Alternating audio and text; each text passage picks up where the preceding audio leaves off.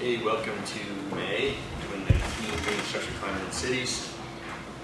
We're looking forward to this month's presentation.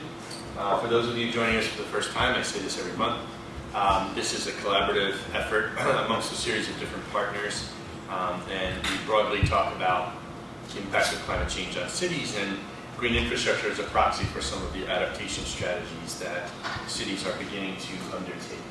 And so we have generally 1 to 3 speakers a month. This month we have 1 speaker.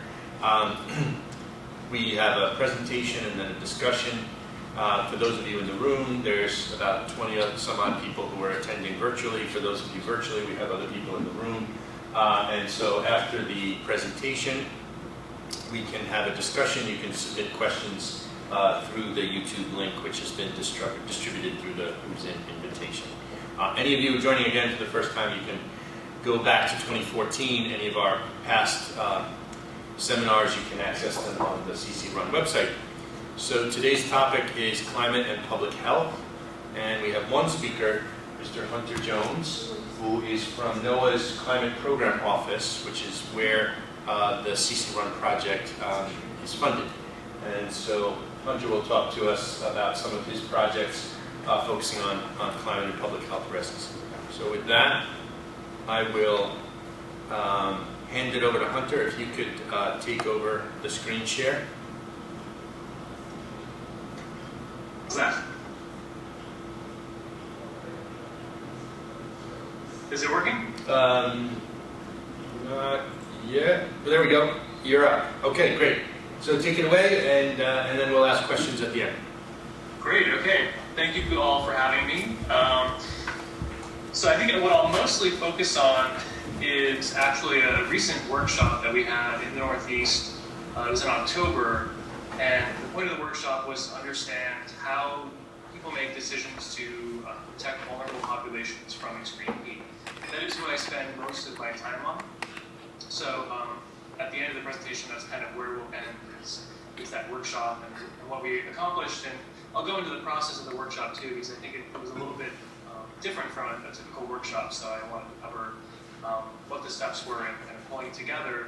And then I have some preliminary results that I'll speak to, but I wish I had a little bit more in terms of actually showing some work products out of the meeting. Those are still under development, but we did just have our meeting summary accepted for publication in advance of the American Meteorological Society. So that is available, and there's a link at the end of the presentation that I'll give to everyone if you want to go find that in the early online releases. But since this was billed as a, there we go. Since this was billed as a climate and health talk, I did want to take the opportunity, being that I'm the only presenter this time, to zoom out a little bit and just really briefly cover climate and health generally and what NOAA is doing in that space. And then to go into the origins of the National Integrated Heat Health Information System, which is sort of it's the initiative that this workshop is a part of. It's a much bigger thing where we're trying to bring together a number of agencies and a lot of other individuals and communities to understand how we can address the problem of heat health together. And then I'll get to the workshop and talk about that. So I'll start with climate and health generally. This is a slide from CDC, and what it shows is the various climate or environmental factors that contribute to disease or other health impacts. So things like extreme weather and rising temperatures and rising sea level all together manifest as a variety of health impacts. So you can see in this diagram things such as in the upper left, kind of the blue part, you see severe weather can cause mental health impacts, and things like coastal inundation and flooding of islands can cause pretty severe mental health impacts if people are worried about losing their livelihoods or might move out of a place that they've called home for a long time. There are a number of other environmental impacts that have health consequences. Of course, air pollution is a pretty clear one. Changes in vector ecology is really interesting. So that's kind of changing the suitability of different landscapes for as kind of to host different disease vectors. So things like mosquitoes and ticks You've probably read in the news about the range of these critters, about their range increasing, and more people are being exposed to them. Really recently, I think over the past week, there's been a lot of coverage of kissing bugs, which are known more in the South, but they're gradually moving up in the United States as temperatures are warming and their range is increasing. So kissing bugs can cause Chagas disease, which is quite serious. So that's just one example of a change in vector ecology. So, but without going into all the different issues in this wheel, there are a number of health issues that are linked to environmental changes that are important. But for most of this presentation, of course, is the heat-related illness and death associated with extreme heat. You can see in the upper left, brown color. So, I work at NOAA. I'm actually an employee of UCAR, but I work at NOAA in the Climate Program Office. And NOAA's not a health agency directly.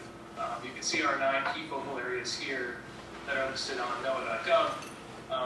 Cover a variety of topics that you're probably familiar with: climate and weather, and marine and aviation.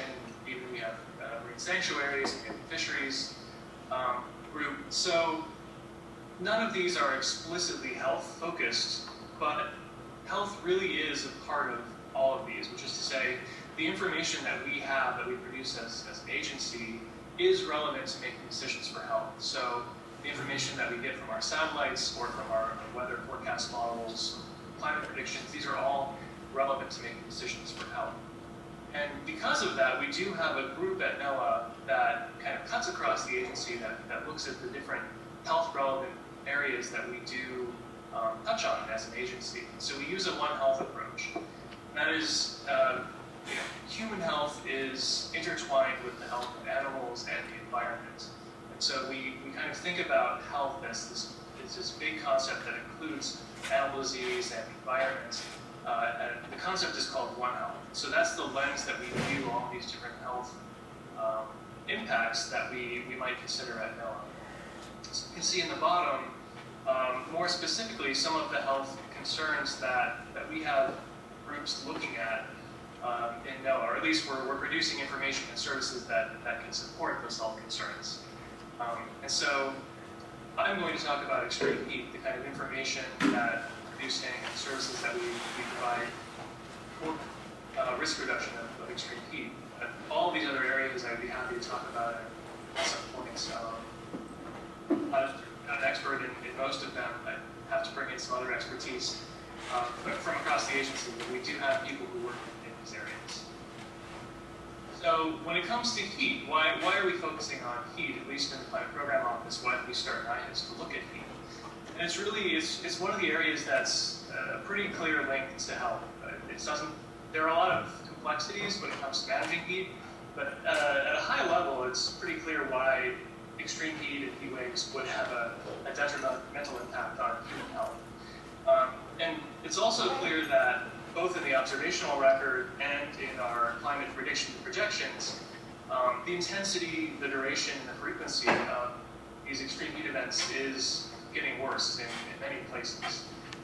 So some of these citations are actually a little bit old. This is from, for example, the intensity one I'm citing the NCA from 2014. Of course, there was a more recent NCA, the National Climate Assessment, that was released in October of last year. But the findings are very similar, so I didn't quite update this slide. But what do we do about this if we know that this problem is getting worse? Heat's also a multidisciplinary problem, which makes it very interesting. So at the same time that you might have a heat wave, you could also have wildfires or a derecho with really strong straight line winds that might knock out power, or you might have a drought. And so that's this combination of environmental hazards that kind of stack on top of each other can really exacerbate the problems that are faced during a heat wave. And it really means that we have to take kind of an all hands on deck approach when we work to manage heat waves. And even putting aside other environmental hazards, just focusing on a heat wave in a city, there are a lot of different disciplines that need to be involved in solving this problem. There are a lot of different people who have some slice of this problem they work on, and bringing those groups of people together so that they're all kind of working towards the same goals is a challenge, because for a lot of for a lot of these disciplines that you see listed here, for a utility company or a local health department or emergency management, heat waves are just one of the many, many things that they focus on. So really getting people together to focus on heat waves for a little bit is important, because coming up with a clear plan for what we're going to do about them, it really starts with bringing all these people together. And that's one of the fun challenges that I enjoy about working on heat. So in order to do this, NOAA and CDC got together to launch NIHHIS, the National Integrated Heat Health Information System, in June of 2015. And it was launched really because we realized that there was a lot of great activity going on in different communities across the US, in different agencies across the federal government, but we all could be working together a little bit better. And the information that was out there could have been better integrated. And so the point of NIHHIS initially was really to facilitate an integrated approach to providing a suite of decision support services to reduce heat-related illness and death. And so it was kind of finding those existing pieces, bringing them together, understanding what was working and what wasn't, and what some of the outstanding challenges, research gaps, and operational gaps there were that we could work to address over time. NIHHIS rapidly grew from a NOAA CDC collaboration to include a variety of other agencies. You can see their logos there, and I'll cover those again in a moment, as well as a number of connections to other groups like RESAs, for example, and local communities. So I'll touch on the kind of some of the components of NIHHIS in a moment, but that's really where NIHHIS got started. So that's the problem that we were trying to address, is kind of all this activity, but how can we get further faster? So one of the things that we knew we needed was a set of core questions that we were all going to address. This issue can get pretty complex pretty quickly, so we wanted to streamline some of the concerns and focus people on some core questions. So those are represented here. The first four on the left were our initial questions, and we actually added a fifth one later on through some of our work with other partners. So we wanted to focus on institutional capacity and partnerships. I kind of hinted at that earlier. There are so many different disciplines that need to be involved. How do you build connections between those groups, and how do you build capacity in those different disciplines to work on heat? Heat parameters and health outcomes, there are a variety of ways that you can represent the heat hazard and represent vulnerability. People use wet bulb lobe temperature, they use heat index, they use minimum and maximum temperature. Which of those do you use, and how do you set the thresholds that you take action at? These are all really challenging questions, and there are so many approaches out there in literature. And often people will just kind of do a scan of literature and make a best guess, but we wanted to really work on harmonizing, not necessarily making the approach the same across the country or across the world, but at least harmonizing kind of how we think about these issues, and maybe determining where it's best to use heat index versus wet bulb temperature. And that sort of leads to the data and forecast products question. Once you figure out what parameters you want to use, how do you represent that information? And at what time scales are we representing that information? And so that kind of asks the question of what data and forecast products are really needed. How do we make them useful and usable?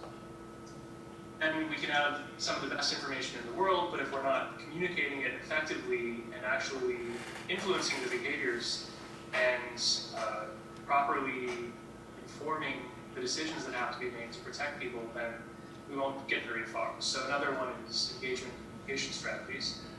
And then finally, in working with a lot of health practitioners, we've added interventions and effectiveness. There's a lot of research still to be done to understand what interventions are effective in what places to have certain health outcomes. And we need better environmental information to support those research projects. So those are the core questions that we started with. And I guess actually functions at a lot of different levels. At the highest level, we are engaged with an international network that's relatively new called GIN, the Global Heat Health Information Network.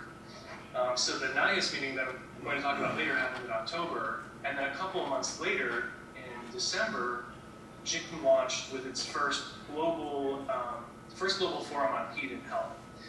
And so I worked on that as well, and that was held in Hong Kong, and brought together over 100 different practitioners and researchers and experts in extreme heat and human health to focus on that issue globally. And so NIHHIS and GIN are very closely related to each other, and I'll have a link to GIN as well at the end of the presentation if you'd like more information on that. But I won't dwell on it here, but just to say that NIHHIS is connected to a global network that's focused on extreme heat, and that NIHHIS tends to focus more nationally, or at least continentally, so we do work with Canada and Mexico a little bit as well. Another way that we work nationally is we do have an interagency working group that has, you remember the agency logos I showed a few slides ago. All of those agencies are involved in working with us to harmonize the federal approach to heat health risk reduction and the information that we provide to support that. And then NIHHIS also has a lot of regional and local engagements that we conduct, including the workshop that I'll talk about, where we try to understand the context of heat health decision-making in different communities. Heat waves are not the same everywhere. In some cases, they may be very dry. In some cases, they may be very humid. There are socioeconomic differences and a variety of other challenges that may differ from place to place. And so a big part of what we're working on with NIHHIS is understanding what those differences are and how we can come up with some approaches to manage heat given different circumstances. So the Interagency Working Group, here are those logos again of all the agencies that we have involved, including, again, CDC and NOAA, but also OSHA for occupational health, FEMA for emergency management, and so on. There are other agencies that we work with as well, but these are the ones who have been the most involved in the Interagency Working Group initially. This group used to meet on a regular basis. We've been on a bit of a hiatus lately, but we're about to reconvene the group. We had a number of notable successes with this group over the past several years, including running a kind of coordinated social media campaign to get the message out about extreme heat in the 2017 heat season, and also convening a series of workshops to really drill into the issue of occupational exposure to extreme heat and athletic exposure and exposure in military settings. And all of those settings use activity modification thresholds that state that at certain temperatures, you should reduce your workload to this much and drink this much water, for example. So we kind of looked at all the different standards that existed for different groups of people and tried to harmonize those a little bit. So there's a paper out there that we put together from that activity.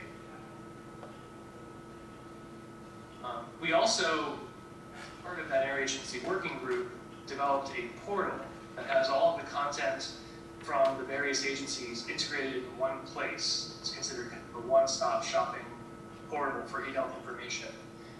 This portal is always kind of growing and changing, and we're actually working on another update to it that will hopefully happen at some point in the future. But really, this portal is kind of where all of the work that we've done becomes visible. And so there are a ton of resources in this portal, including case studies, tools, some information on heat health for different vulnerable populations. So I'd encourage you to take a look at this and just kind of see what's in there. And also keep in mind that we're always working to improve this. So any suggestions you have would be welcome. Another way that we work through NIHHIS, I'm kind of working down through the different components that I mentioned earlier, is we try to achieve connections to various places across the United States using networks that already exist. And so I'm giving this talk to, through a RISA, or through a Regional Integrated Science Assessment Scheme. But we also work with CDC BRACE grantees. And so those are grantees who receive, they're public health departments that receive money from CDC to build climate resilience into their health departments. You can see a representation of where those are located here on this map. We also work with the Weather Service's weather forecast offices, and those are scattered across the U.S. as well, and they have a really intimate knowledge of their local decision makers and what information they need from NOAA. And we work with the NOAA's Regional Climate Services directors as well. So in this case, Ellen McRae was somebody who helped us with the workshop in the Northeast. So we try not to reinvent what already exists. And so we're trying to use all these existing networks where we can. And they've been excellent, they've been very helpful in getting this off the ground. So we are taking a regional approach, and we are kind of examining the local context of extreme heat across the United States, and in some cases bleeding into Mexico and Canada.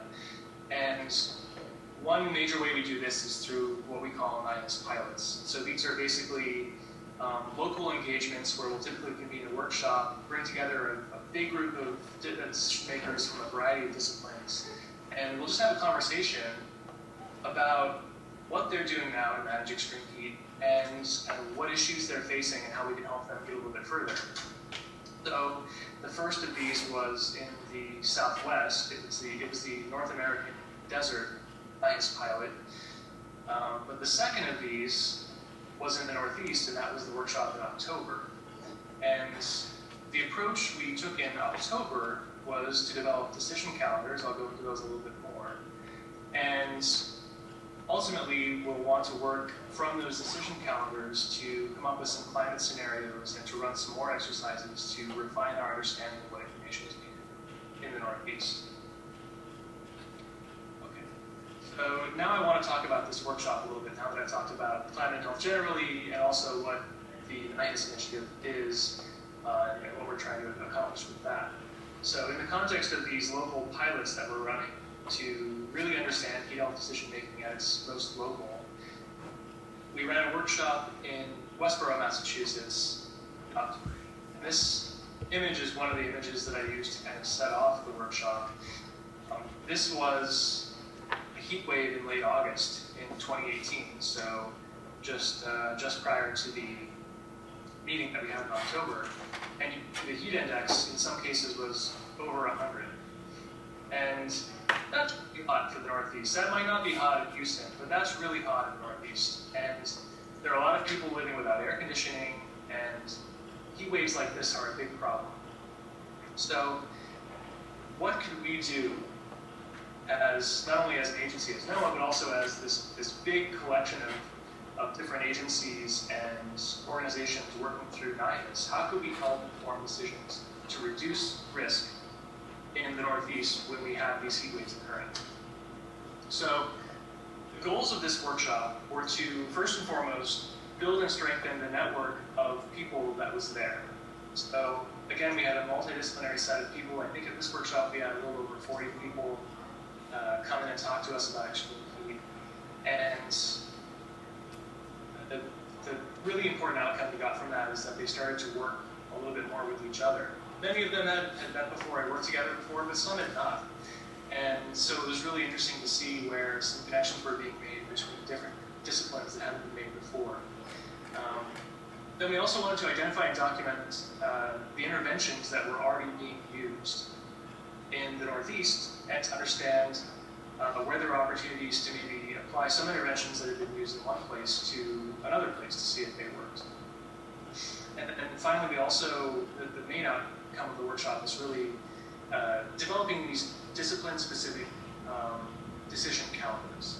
So we wanted the public health participants and the emergency managers and all the other people we had in the room to work on some planning scenarios and to really sketch out how they make their decisions and what information they would need to support them. And the way that I structured it, it's kind of visible down here in this diagram with the red chevrons. So if you start on the right, we're trying to reduce the risk of some sort of health outcome or a variety of health outcomes. In order to do that, we need to implement heat health interventions or other activities that can help us reduce that risk. And in order to do that, we have to make decisions about those interventions. We have to know when to open a cooling center, or at what temperature threshold do we start doing an information campaign to certain vulnerable groups. Moving back further, we need information to support those decisions. So would it be helpful to have advanced warning in your heat predictions? Or would it be helpful to have a map of the urban heat island? And what information can we give you to support the decisions that you have to make to implement those interventions? And finally, stepping back one step further, this is really getting into the kind of the research jargon. what research requirements can we document that would help us improve the information that's available for decision making? So we really wanted to ultimately get back to research and operational requirements for not only NOAA, but for other agencies, the federal government, for other groups that might be doing research to reduce heat risk. Just to get everyone on the same page when we're talking about the health impacts of heat, we're really talking about all the things you see here on the slide. So it's mortality at the most extreme, which is at the bottom, death, but then there's also a lot of morbidity associated with extreme heat that we're trying to manage. And even things like reduced labor productivity is a pretty serious consequence of extreme heat. To think about the timescales. So what we wanted to do in this workshop is really get explicit about the timescale of the decisions that were being made and the information that was available at that timescale. So you can see here a representation of the information that's available at different timescales. You have lead time going from minutes to hours to days, all the way out to years. And the further out we get, the coarser the information gets. It moves from being deterministic to probabilistic. And this information is useful for a variety of different impact-based decision support services. So short-term information is really helpful for recovery and response, whereas longer-term information is helpful for preparation. But it's really challenging because, as you can see at the bottom, this information looks very different depending on where we are on that timeline. This is an image from weather.gov, which is basically the active alerts that are available that you can click on and get more information about on a map of the United States. And so that's deterministic. That's something that we are forecasting will happen, and we're warning you to prepare for it. But in the middle, you see a probabilistic temperature map where NOAA is predicting out 1 month whether it's likely that we'll be anomalously above or below the climatological norms for whatever month we're looking at. So in this case, it's October. So this is a map showing October 2018. It's looking like it'll be anomalously warm in the southeast, but then cooler than what's climatologically normal in the north and the west. How do you use that information? Well, that's challenging. That's kind of a really rough set of information. So we wanted to explore what we could do to make that information more useful for decisions. And on the right is information from the Climate Resilience Toolkit showing how the number of days per year with the maximum temperature being above 90 Fahrenheit we would experience at different years. And so those are climate projections, and that's really coarse. How do we use that information? To get people in this mindset, thinking about timescales, I wanted them to think about the emergency management cycle. That's planning, preparedness, response, and recovery. So, about time in an abstract sense, I wanted them to think on a yearly basis, what information do you need for each of these pie slices? And what decisions could you make at each of these time scales, from the planning to the preparedness to the response to the recovery to manage heat risk?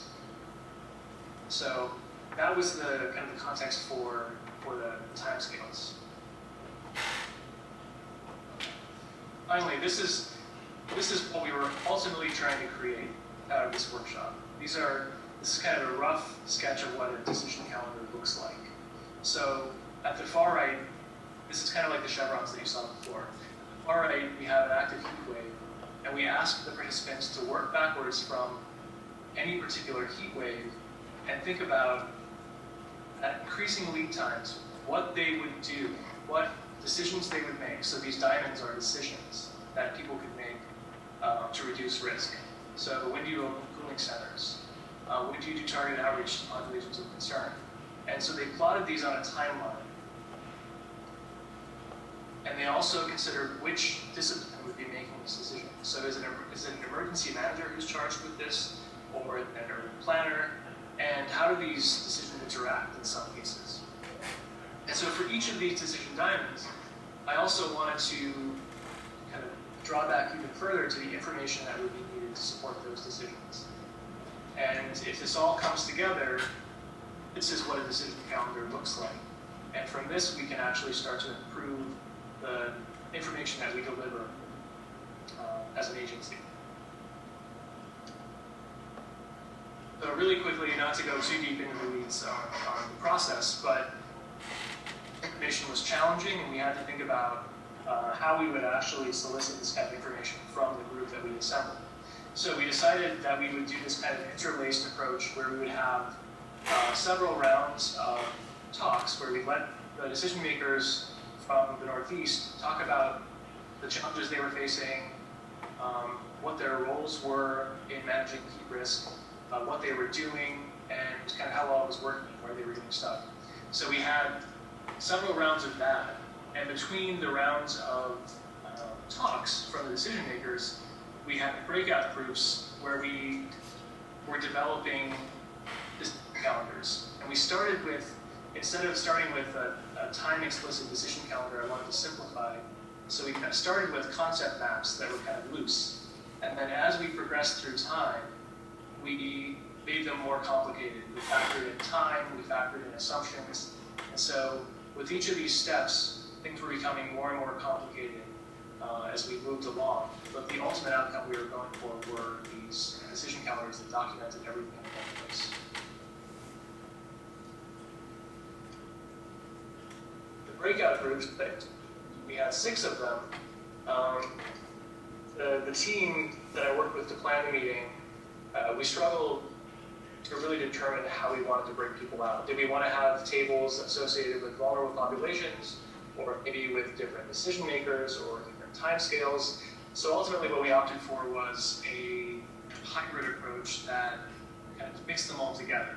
And so the breakout groups were kind of based on risk categories. There were 3 for exposure and 3 for vulnerability. The ones for exposure focused on outdoor active exposure, people who were outdoors and really couldn't avoid the exposure and who were often exerting themselves. Outdoor incidental exposure, people who may be outside temporarily when they're on their way to work or taking public transit of some form. Group C was indoor exposure, so people who might be stuck indoors, thinking about the elderly, for example, who might be stuck indoors in Linwood. Maybe they don't want to run their air conditioning because it's expensive, or they don't have it. And then there are also the 3 on the bottom, which were different vulnerability categories. So physiological, behavioral, and disability or limited agency. What are the different factors that might increase someone's vulnerability? So I had people kind of assign themselves to these different groups. You can see a picture of one of the groups down below.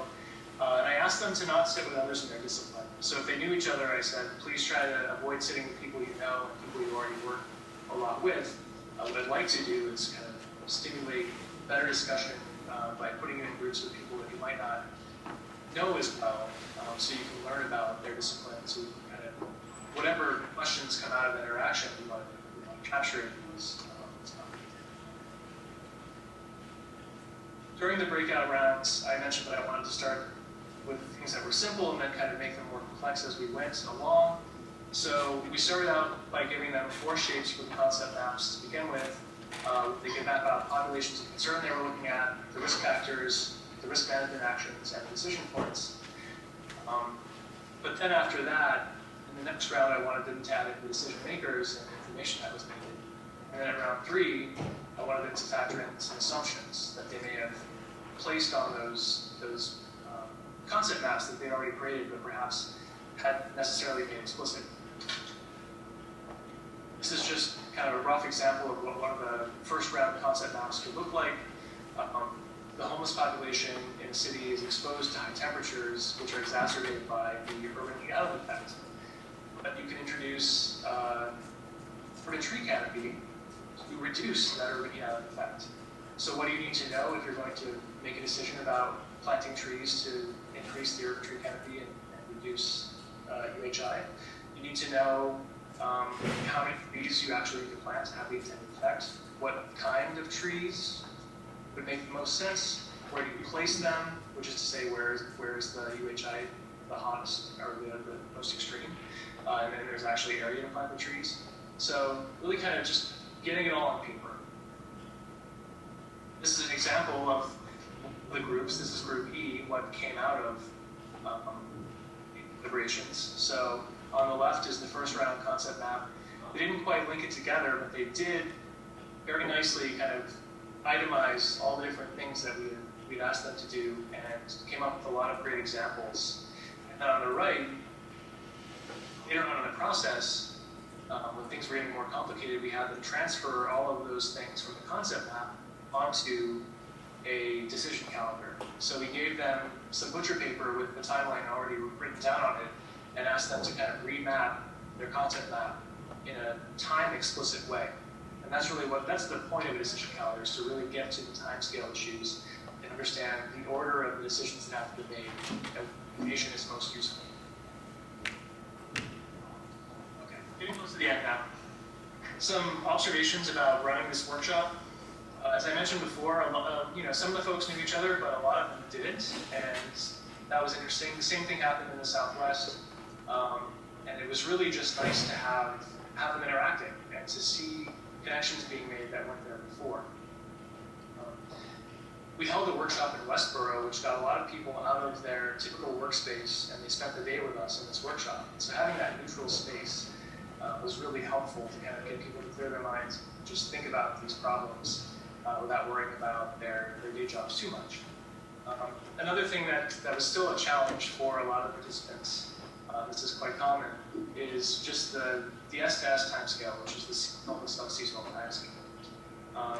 A lot of people had a hard time coming up with decisions that would be made on that timescale to protect people from extreme heat, and that's largely because that kind of information hasn't been available for very long. Only recently, those seasonal to sub-seasonal products that NOAA produces, like the temperature, the S-test temperature precipitation predictions, were experimental, and the skill was lower, and it's been getting much better over time. So now that the information is available, we have an opportunity to actually use it to make decisions. But because it's so new, people really still struggle with how that can be applied. So it'll take some time to really find the right way to apply that information. And then finally, another interesting outcome was that the presentations that I saw people really sitting on the edge of their chairs for, really asking a lot of questions about, were those that were coming from unfamiliar specialties. So we had someone from the Corey Stringer Institute to talk about the perspective from athletics, from what should high school coaches be concerned about. We had someone from National Grid to talk about energy. And we also had Ray Shee from MARISA, from the Mid-Atlantic RISA, talk about how kind of a decision-making construct for analyzing decisions. So he was showing people decision tree analysis, and people were really intrigued by that. And I think it was because it was so attractive that it was something they could actually see themselves using. The workshop summary that I mentioned before, that I will link you to, has a number of insights that came out of the meeting. I just wanted to put a few here. So I mentioned the person coming from National Grid. One of the conversations we were having during the workshop was that introducing urban greening initiatives is such a great thing. It makes the city more beautiful, it manages the urban island effects. But then he pointed out one of the consequences of that is that if you don't site your trees properly, you could put them in a place where when power lines sag, which they do when it becomes extremely hot, they could get caught in the trees, and this could cause power outages. So, all of these interventions have pros and cons. The thing that was interesting is we talked about LIHEAP, the Low Income Home Energy Assistance Program, and that's kind of a federal block grant that goes out to states for them to implement to reduce the cost of home cooling and heating. In New England, LIHEAP is mostly applied to heating costs in the winter because historically New England's been colder, and that's been more of a problem than summer heat. And so as a result, usually that money becomes allocated for heating and really isn't reserved for use in summer cooling. We thought at this point it might be interesting to look at, could we use a climate prediction to help them determine how to allocate those funds in advance so that they do reserve enough for the summer. If it's expected to be an exceptionally hot summer, let's make sure that they're reserving those funds to support summer cooling costs as well. And then one final example is, there are a lot of existing media communication channels for reaching vulnerable populations that we might not have initially considered. And so in New Hampshire, they reach their elderly population through Meals on Wheels. So what a great way to reach people who are already vulnerable. You have people going out to deliver these meals. They can also deliver information about extreme heat and really stress the importance of drinking plenty of water and making sure to get in touch with people if you're having trouble staying cool. What's next after this is, once we have a lot of information that we're still kind of processing. We got the workshop report done, but or at least the meeting summary. There's a more elaborate workshop report that we still have to complete. We need to develop some elaborate prototype decision calendars as well. And then what's next is really going back to the Northeast to have a series of focus groups to kind of work through the existing decision calendars and to work through some new potential ways of displaying information to help support decisions. So I'll close with one example of a new information set that we might want to pilot with folks in the Northeast. This is the kind of experimental climate and health monitor that I've been developing with CDC. What it contains is two sets of information. One is weekly averages. So this is for the week of 1 through 7 July of 2018. These are the average temperatures in Fahrenheit that you can see in colored portions. That's coming from NOAA, but really interestingly, we also got health information from CDC. So there's a platform, the Syndromic Surveillance Platform, which is basically health systems report up the incidence of heat-related illness that they're experiencing in their health system. That gets reported up to CDC at the national scale and aggregated up to the NIHHIS region scale. So each of these bold blocks here, these kind of clusters of states, is its own NIHHIS region, and each of them has a number that represents the incidence of heat-related illness. So you can see temperatures generally get hotter the further south you go, but that's not necessarily the case with the incidence of heat-related illness. You can see that in New England, for example, heat-related illness is at 513, and this is cases observed per 100,000 ER visits. So the incidence of heat-related illness is higher in New England than it is in the South or the Southwest, where the temperatures were much hotter. That's of course because, probably because a lot of people in the Northeast aren't as accustomed to those high temperatures. And so this is a very coarse set of information, but it's an example of something that didn't exist before that we're now considering kind of piloting as a prototype to help inform decision makers to reduce heat risk. So that's the end of what I prepared to talk about, but happy to answer any questions. This slide has my contact information as well as some additional materials and resources, including some of the raw materials from the workshop itself. I think a lot of the slides from this presentation are also available in this NIHHIS Northeast materials section. And then last but not least, the meeting summary has just been published as an early online release, and so there's a link to it there. But you can also search for it using that title. So thank you for the opportunity to present this. Thanks, Hunter. So we have some time for some questions.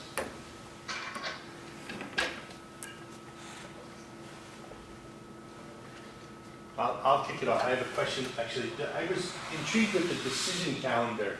And I was curious, did you guys make that up for this project, or is such a thing used in other fields, where you sort of take risk mitigation strategies and go back and think of things that you could do going back even years in advance or months in advance?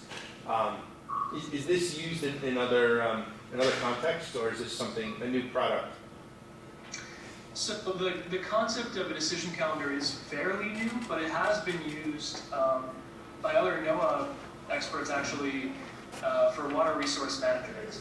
And so it has been used in the West to document water resource management. There is, let's see if I can find, oh, I lost the,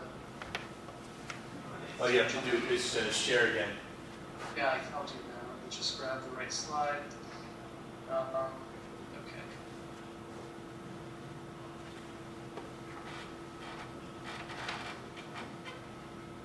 Okay, hopefully that's back up. Yep. It's up. So this citation right here, Andrea Ray and Rob Webb, it's actually from a book chapter, a recent book, I think. And then chapter 2 is on understanding user context using decision calendars. So you can read a little bit more about the concept of decision calendars in that chapter. But they are pretty new, and I really haven't seen them used anywhere except for water resource management. And because of that, two things were important to know. One is that I could be a little bit loose with how we, what they meant and how we implemented them, because it's a little bit amorphous to me exactly how you have to build a decision calendar. It seemed like a very flexible concept. It hadn't really been etched in stone yet. So I think the idea of the decision calendar is fairly stable. It's kind of a time explicit way of representing these decisions. But the way that they look could be a little bit flexible. So that was really exciting. And then the other thing was the process for actually generating one was discussed a little bit in the book, but creating all these products for this workshop was a fun challenge because I had to think about how to really get to this point of creating a decision calendar. And so that's why I'd be happy to share any of these raw materials or to have conversations with people who are interested in working on developing decision calendars. It's challenging because it takes a long time to really develop a relationship with a variety of decision makers to understand what their roles are and what their daily jobs are and where they might get the most information. It's not something you can do in one sitting typically. It's a series of conversations. Yeah. Thanks for a great talk. One of the points that you made about what came out of the workshop regarded live heat. And I was intrigued because we just heard from a local city official last month about how they thought it might be important to advocate for funds being reserved for maintaining heat in homes, air conditioning in homes during heat waves. But one thing I don't know about is the relationship of mortality to heat or cold spells. So as you thought about using NOAA's weather data, is there a clear enough relationship between mortality and each of those types of extremes that there would be able to be sort of a mortality weighted evaluation for the appropriateness of allocating those funds? Yes, that's a great question, and I think that would be a way to address this. There are a variety of research papers that have exposure response curves that show a relationship between temperature variables and some other things as well, vulnerability parameters, and mortality outcomes. So yes, it would be a really good practice to kind of look at those connections and to see what that trade-off is. How much could we reserve for heating or cooling? But I also know that another product, so I mentioned the National Climate Assessment, that came from the U.S. Global Change Research Program, the USGCRP.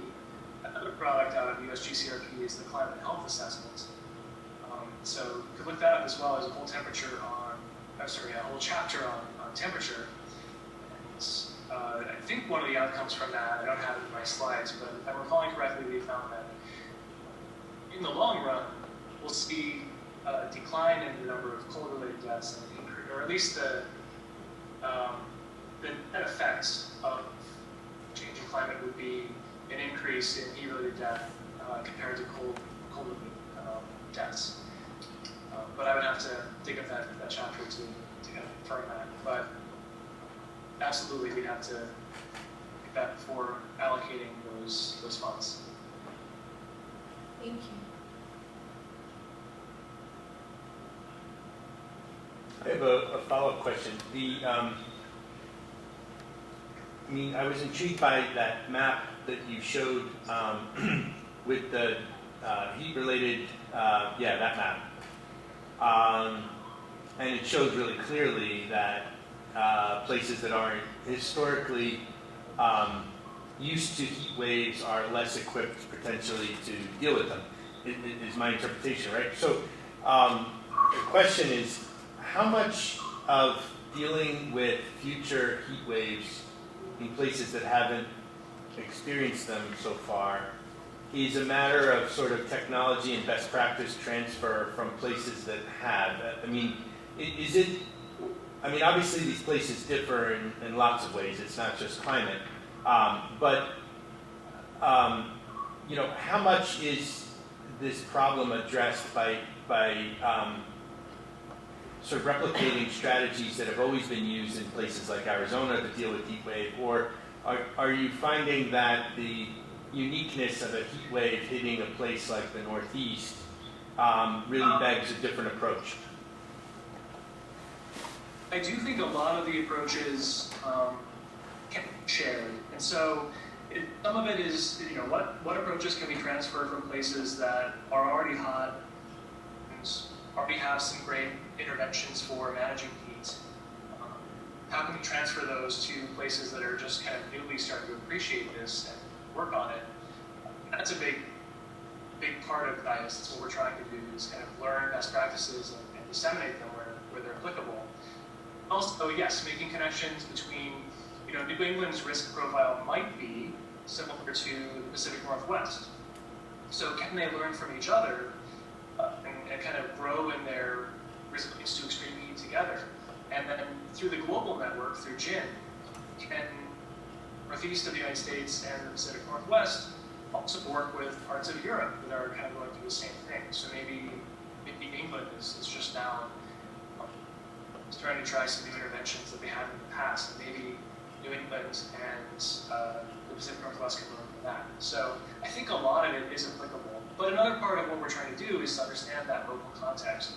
In some cases, there are things that won't work. I know the southwest of the U.S. is very arid, and they use cooling methods that are more humid.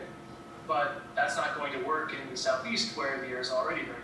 So there are some limitations to the transferability of these methods. Another limit is really the willingness of people to start engaging on this issue.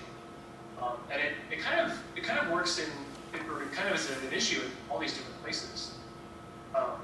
In the Southwest, you might experience people saying, "Oh, it's always hot here, so we're not worried about it. We're tough. We're used to the heat. We don't need to worry about it that much. So why are you here talking about heat health?"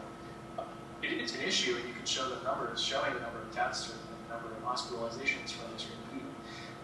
And then in the Northeast and in the Northwest, you might have the issue of people saying, "Oh, we might have a day or two, but it's not a big deal. We're not ready to think about that."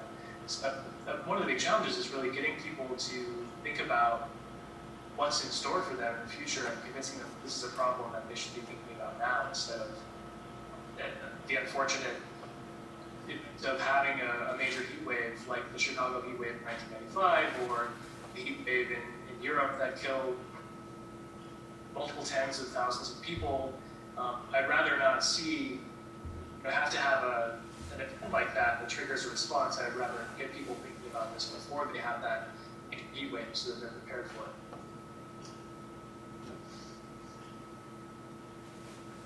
it. Okay, so this was really interesting to see with the weekly temperatures, the maximum. But as you spoke about the 3 to 4 week out information, I was curious as to whether you would see some correlation between these health-related illnesses and that 3 to 4, the monthly prediction of the increase over the average climate, or perhaps decrease. And with that, I guess I'm curious, in that monthly climatological sort of abnormality prediction that NOAA gives, does it also include precipitation? There is another map available through the Climate Prediction Center at NOAA that does have an outlook for precipitation as well. So it's just like this one, except for it has kind of green coloring and brown coloring, and it shows precipitation. So yeah, that is available, and those are released regularly. And so the CDC has information at a variety of timescales. They have monthly, they have 3 month, they have weeks 3 and 4. And then I may have missed, you had a question about the kind of connections at this timescale? Yeah, so if you were to plot the heat-related illnesses or emissions on this map, would that be more explanatory than just the maximum temperature? Given that their variance is from the norm. Yeah, so we are interested in exploring a number of different permutations of that product. And so the product is a monitor at this point, kind of showing what happened last week and then what the health, from a temperature perspective, and then what the health outcomes were. And of course, there are a lot of caveats that go along with that. It's just, there may or may not be an association in some cases, and there are a lot of factors that determine health outcomes. So it's just a very coarse way of looking at it. But yeah, I think the goal is to actually evolve that over time to include kind of a more refined look in a variety of ways. So including different types of environmental information, different predictions at different scales, as well as historical information at different time scales. So yeah, we'll have to explore different ways of kind of slicing up this data and representing it to see if we can get to the connections. And another RISA, in the Carolinas RISA, of course, is working on a tool, HHVT, the Heat on Vulnerability tool, that is hospital visits, or ER visits, I think, as a result of extreme heat. And so it would be interesting to eventually connect this product to that model that they're using to determine hospital visits, and kind of look at a prediction going out a month or so and see what that might mean for hospitalization.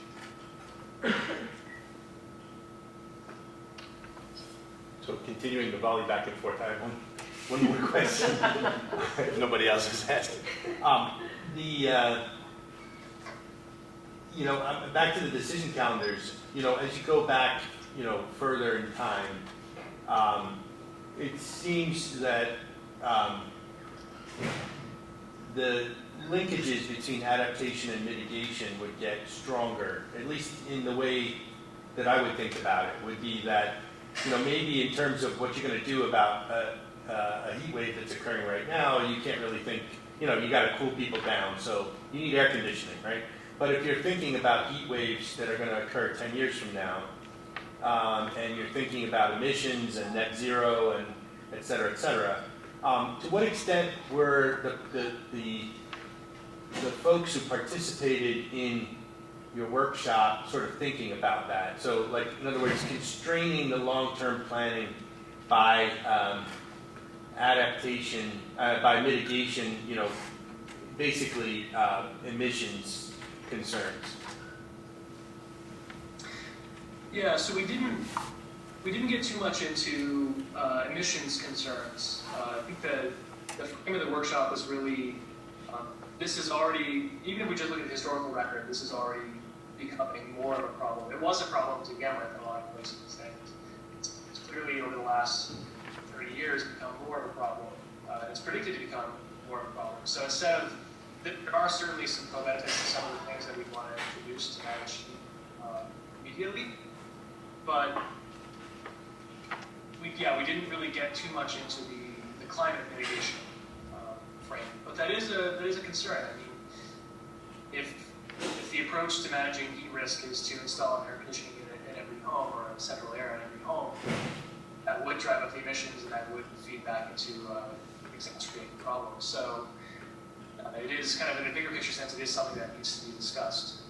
But the interesting thing about the time scale, since you're talking about long-term and short-term, is that it is challenging to get people to kind of step backwards and think about longer time scales.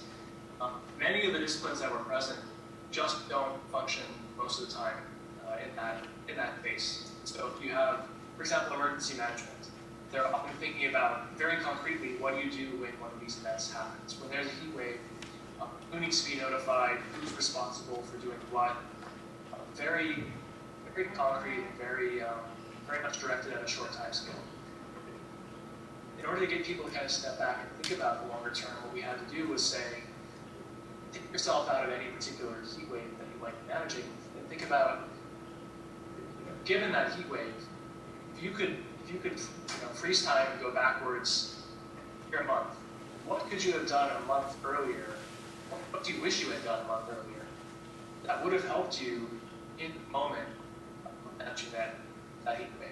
And then go back further. What do you wish you had done a year prior? Oh, I wish we had saved some more LIHEAP funds for cooling. Oh, okay, well, how can we help you with that? So it was really a challenge to get people to kind of stretch, most of the participants to stretch back, because it's easy to think about a specific concrete heat wave. It's really just kind of urban planners and people of that sort that tend to think about the long term on a regular basis. Yeah, it's really interesting. I mean, because you could, I never thought of it, but like fuel switching for your electrical grid could fit in this decision calendar along with planting trees, so that when you do have to put the AC on, it's a renewable source or something like that. It's interesting that precisely this sort of long-term vision that we need to deal with all these different aspects of climate is exactly what's the hard part in building into this. Yes, definitely. Do we have any? Oh yeah. Did you, in your workshop, did anyone discuss the impacts of infrastructure on the rising heat? So, for example, on your calendar, long term, did anyone talk about maybe improving infrastructure or adapting infrastructure to account for these larger, more excessive heat waves? I'm thinking about your point about the electrical lines, expanding and dipping, and some of the wildfires out in California that have happened. Was there any discussion like that amongst your workshop? It was discussed in some of the breakout groups. A lot of it comes down to, has to be channeled into urban heat mitigation. So what can we do to manage the infrastructure that's already in place that's kind of causing this problem? But there are some really, we didn't quite get outside the box as I hoped in the infrastructure direction, but it was only a day or two. So I think with more time we could have started to explore more of these things. But one example that would be really fun to get to is, and you can only do this in really urban areas, but I know in something I learned from the workshop that we had in Hong Kong for GIN, the Global Heat Health Information Network, that some megacities are looking at urban canyons as well as part of their management of the urban heat island, thinking about constructing these skyscrapers to channel wind so that it directs the wind to create more cooling rather than kind of blocking the wind and kind of creating stifling air that would tend to be hotter. So we didn't get too deep into discussing a lot of those factors other than just kind of in the lens of the urban heat island effect. But yeah, that is something that I think the more we talk about long-term interventions, the more we have to think about that, developing urban areas to be more resilient from the get-go and not just kind of implementing things after the fact. And just one more follow-up is, was there any discussion on the urban planners about pools and splash parks in urban areas as a potential mitigative measure? Yes, that did come up as well. I think there's some, I don't think it's on the one that I chose to show, but that was documented as an example of a practice people use. So hopefully those will come out more as I harvest all the content that came from this. I'll have a good idealization of all those different examples. And some that I pulled out here.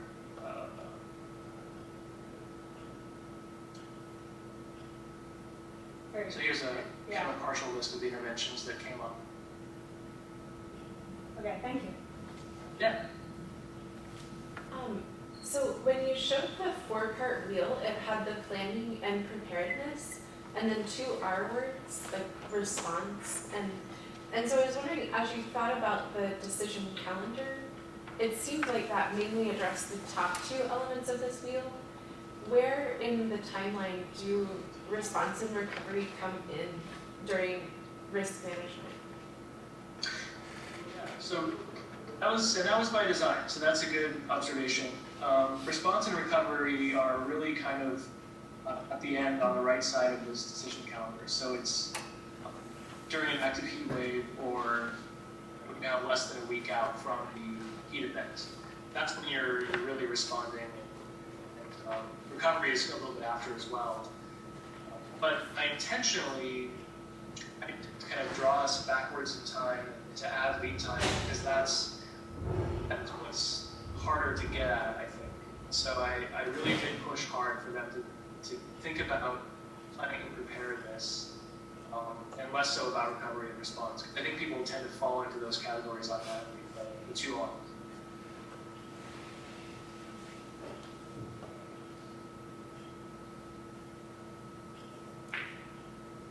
Are there any online questions? Any more questions? Okay. Well, thank you very much, Hunter. We really appreciate the talk. Really interesting. Yeah, thank you. And thank you for all the great questions. Okay. All right, so we'll see you all next month. I can't remember the topic, but we'll email you. Thanks, Hunter. Bye-bye.